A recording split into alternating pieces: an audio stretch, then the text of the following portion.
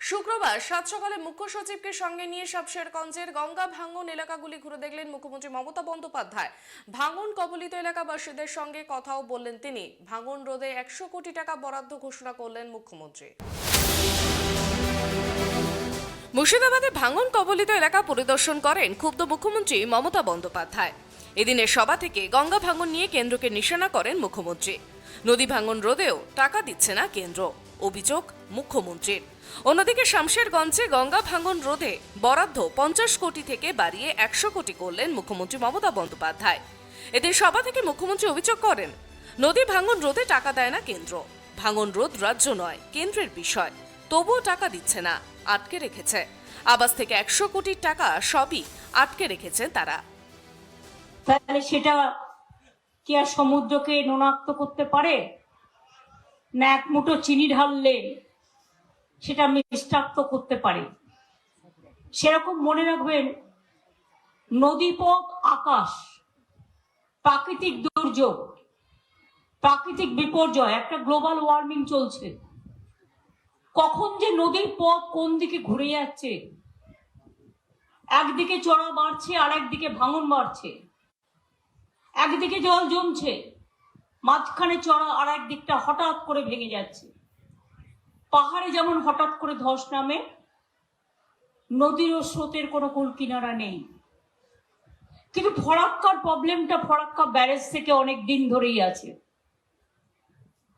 আমরা ফরাক্কা ব্যারেজ অথরিটির সাথে এবং সেন্ট্রাল গভর্নমেন্টের সাথে, এটা সেন্ট্রাল সাবজেক্ট, দিল্লির সাবজেক্ট, এটা আমাদের নয়। তা সত্ত্বেও আমরা অনেকবার কথা বলেছি, কিন্তু ওরা আমাদের কোনো সাহায্য তো করেইনি। উপরন্ত ইন্দো ফরাক্কা বাংলাদেশ যখন জল চুক্তি হয়, 700 কোটি টাকা রাজ্যের পাওয়ার কথা ছিল এলাকাবাসীর উন্নয়নের জন্য। সেই 700 কোটি টাকার 1 পয়সাও আমাদের আজ পর্যন্ত দেওয়া হয়নি। হয়তো 20 বছরের বেশি হয়ে গেছে। দেবগৌড়া যখন প্রধানমন্ত্রী ছিলেন তখন জল চুক্তি হয়েছিল। গঙ্গা ভাঙন, বন্যা নিয়ন্ত্রণ, এগুলো কিন্তু কেন্দ্রীয় সরকারের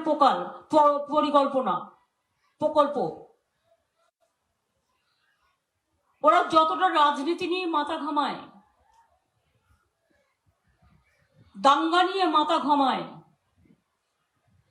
প্ররোচনা নিয়ে মাথা ঘামায়, কুৎসা নিয়ে মাথা ঘামায়, অত্যাচার নিয়ে মাথা ঘামায়, মিথ্যে কুৎসা রটায়, সেই মাথা ঘামানোটা যদি মাথাটা সঠিক কাজে, সঠিক বুদ্ধিমত্তার কাজে ব্যবহার করত, তাহলে কিন্তু এই প্রকৃতি, যে প্রকৃতি আমাদের সকলের সম্পদ, সেই প্রকৃতি কিন্তু রূপসী বাংলার রূপে আরো রূপান্বিত হতে পারত। এখানেই শেষ নয়। সাধারণের আশ্বাসে তিনি বলেন, কেন্দ্র ভাঙন রোধে টাকা না দিলেও রাজ্য ইতিমধ্যেই বহু টাকা খরচ করে কাজ করছে। আমাদের জলে বাওয়ানোর জন্য এবং টাকা নেই, কিন্তু দরকারে আরো করব এবং শামশেরগঞ্জের জন্য কাল 50 কোটি টাকা ঘোষণা করেছিলাম। আজ সেই 50 বাড়িয়ে দিলাম, এতে আপনাদের আরো সুবিধে হবে। ফারাক্কা ব্যারেজ নিয়েও তিনি ক্ষোভ প্রকাশ করেছেন। মুখ্যমন্ত্রী বলেন, কেন্দ্র ফারাক্কা ব্যারেজের জন্য কোনো সাহায্য করেনি, ড্রেজিং করে না, পলি পরিষ্কার করে না। বহুবার বলেছি, তারপরেও তাদের ভ্রুক্ষেপ নেই। একদিকে বাড়ি ভেঙে যায়, একদম নদীর সামনে থেকে এখন যারা বাড়ি করবেন দূরে দূরে বাড়ি করবেন, কারণ কখন যে নদী কতটা ভাঙছে খুবই বিপজ্জনক, কেউ জানে না, কারো কাছে ডেটা নেই।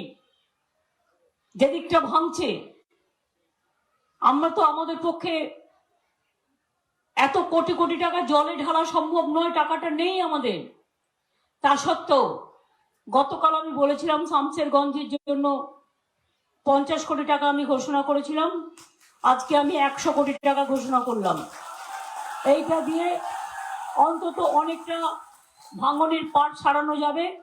আর যারা ঘর বাড়ি সব হারিয়েছে, যেখানে জমি পাবেন একটু দূরে নিতে হবে, সেখানে তাদের পাট্টা দিয়ে দেবে। আর যারা খুব মানে এমন দুর্গম অঞ্চলে আছেন, একদম জলের তলায় প্রায়, তাদের জীবনটা যাতে বাঁচে তাদের সরে যেতে হবে। গঙ্গার পারে পৌঁছে মুখ্যমন্ত্রী মমতা বন্দ্যোপাধ্যায় পরিস্থিতি দেখে নানা খুঁটিনাটি জেনে নেন প্রশাসনের কর্তাদের কাছে। এরপরেই জমির পাট্টা বিলি অনুষ্ঠানে যোগ দিলেন মমতা বন্দ্যোপাধ্যায়। ভাঙন নিয়ে কথা বলতে গিয়ে তিনি ফের কেন্দ্রকে দায়ী করেন। কেন্দ্রের কাছে বকেয়া টাকা এখনো পাওয়া যায়নি বলে অনেক কাজই করতে অসুবিধা হচ্ছে, এমনটাই অভিযোগ শোনা গেল তার মুখে। এই প্রসঙ্গে নিজের অভিজ্ঞতার কথা সকলের সামনে তুলে ধরেন। তিনি বলেন, আমি এখানে আসার আগে অনেক জায়গায় গাড়ি থেকে নেমে দাঁড়িয়েছিলাম। এক জায়গায় একজন বৃদ্ধ মানুষ আমার হাতটা ধরে বললেন 100 দিনের কাজ করেছি, কিন্তু টাকা এখনো পেলাম না। আমি বললাম, কেন্দ্র এখনো টাকা দেয়নি, টাকা পেলেই আপনাকে আমরা দিতে পারবো। এরপরই তার নির্দেশ, যারা 100 দিনের কাজ করে টাকা এখনো পায়নি তাদের অন্যান্য কাজে লাগাতে, যাতে এই মুহূর্তে টাকা হাতে থাকে। Bureau report, tribe TV.